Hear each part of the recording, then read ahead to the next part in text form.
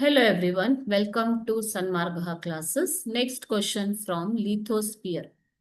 Which scale is used to measure the intensity of an earthquake?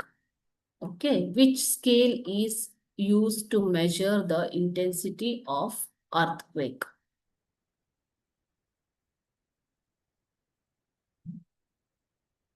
Earthquake is a shock or series of shocks or tremors. Tremor ಅಂತಂದ್ರೆ ಏನು ಮಕ್ಕಳೇ? ಕಂಪನ. ಓಕೆನಾ?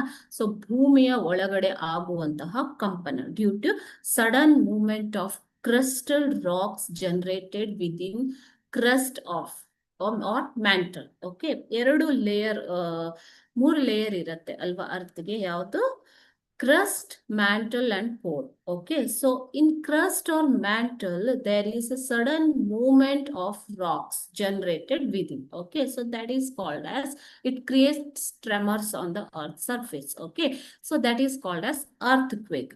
Which scale is measured to measures the intensity of the earthquake? The intensity of an earthquake is measured using the Richter scale.